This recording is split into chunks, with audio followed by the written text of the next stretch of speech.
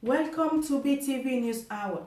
I'm Angelina Mampo and it's Thursday, the 12th of May 2016. Here are our top stories. Nigerian Defense Headquarters vows to crack down on online media abusers. Enugu killings, groups sue Buhari and others for 100 billion naira. 800 repentant Boko Haram insurgents undergoing training.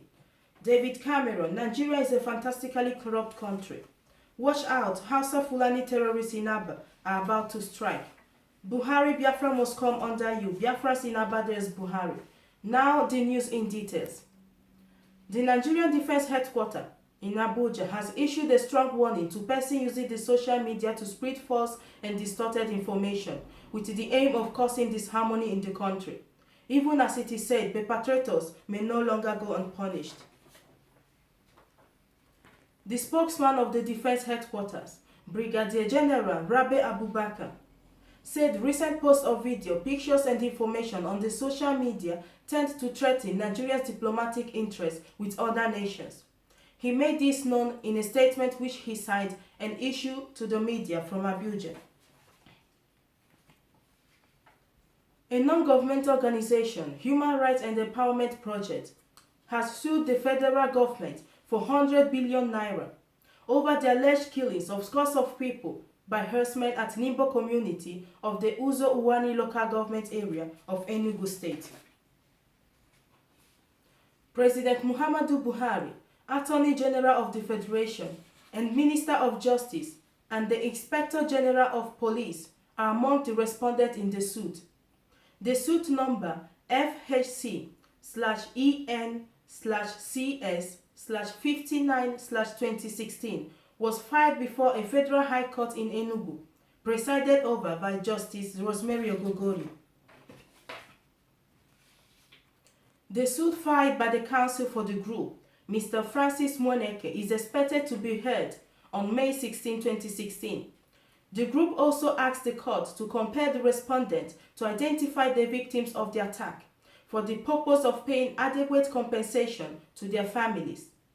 It further prayed the court to compel the respondent to investigate the killings with a view to apprehending and prosecuting the perpetrators.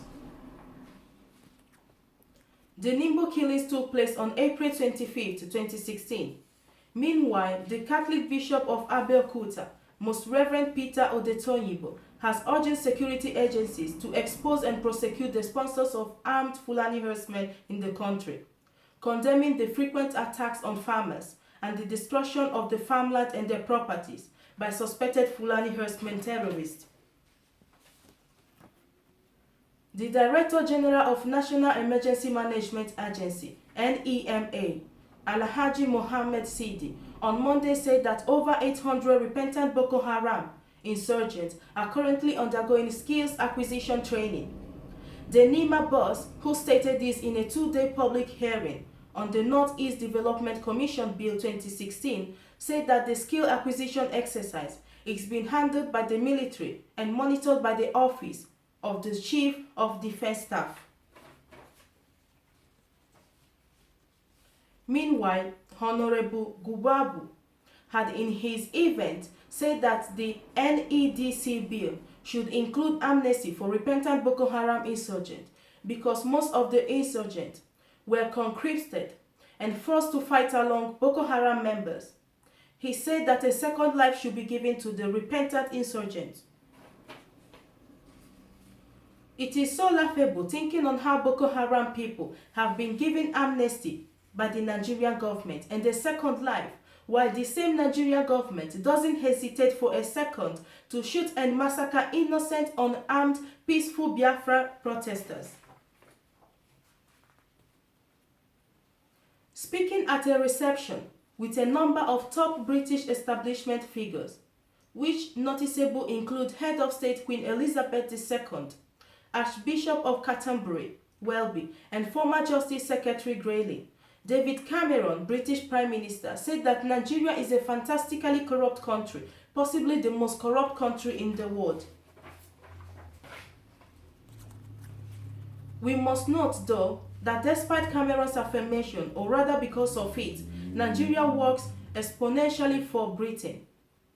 On 29th of May 1966, Just 5 months before David Cameron was born, Britain, under Prime Minister Harold Wilson, supported Nigeria militarily, diplomatically, and politically as it launched the genocide against the Igbo people.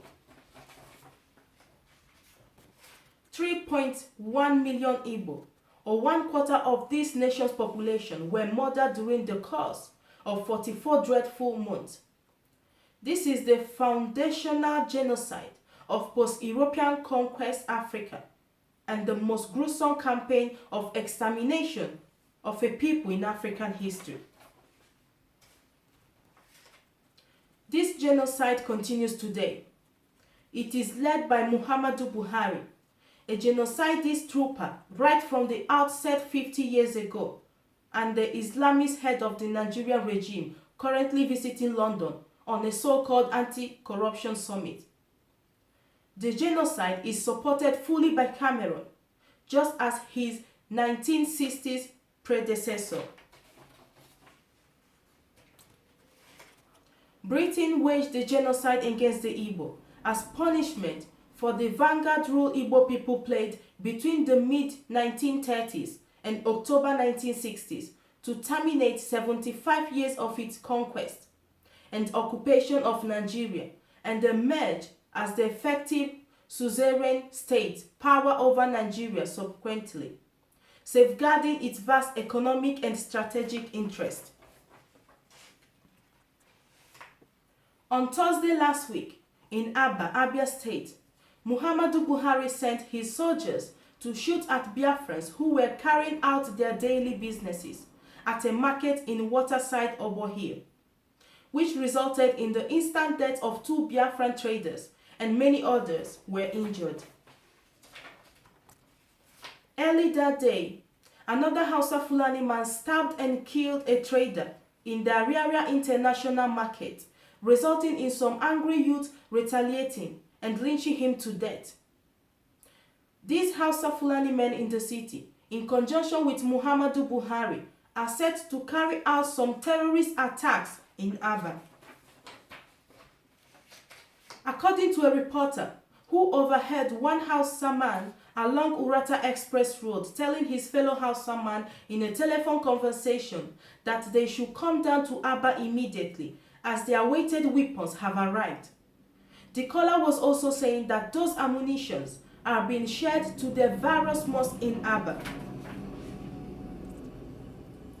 In what seemed like a confirmation to that, another reporter who also called Radio Biafra last night said he saw where a truck loaded with arms and other explosive devices was being offloaded at Ariara around midnight yesterday.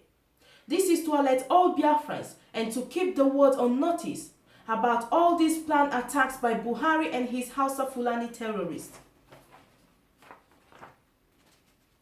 Let our people in Aba be vigilant and security conscious because Buhari has started to fulfill his vow to wipe out Biafrans.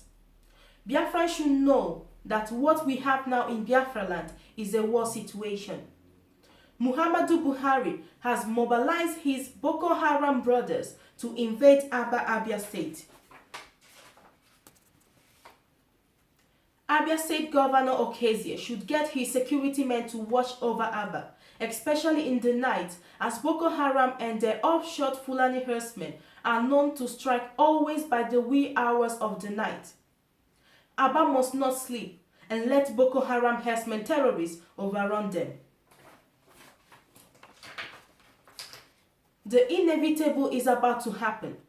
Buhari and his Hausa Fulani soldiers are bringing war to Biafra land, and we must confront them head on. No retreat and no surrender. He who is surrounded by his enemies do not sleep or slumber. Just 24 hours after the President of the Islamic Republic of Nigeria, Hitler Buhari, spewed his usual anti-Biafra statement during a visit to his hometown in Katsina State on the 9th of May 2016, Biafrans in Aba responded on Tuesday, being the 10th of May 2016, by taking to the street in protest of his callous comments.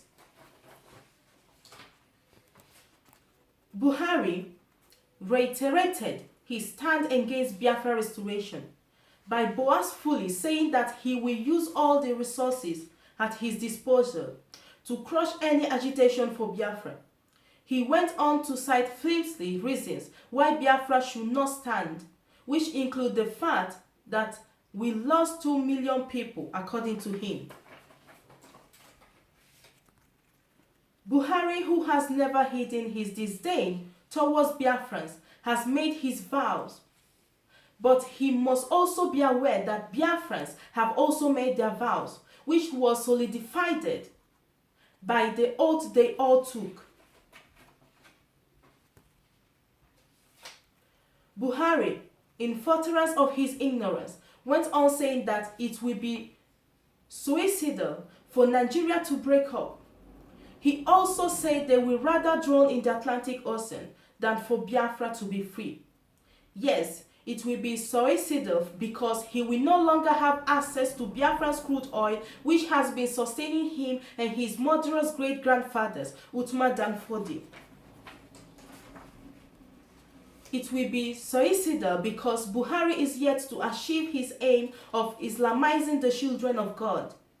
And as a jihadist that he is, he's yet to fulfill the promise he made in Kaduna in the presence of Islamic scholars, which says, God willing, we will not stop the agitation for total implementation of Sharia in all parts of Nigeria.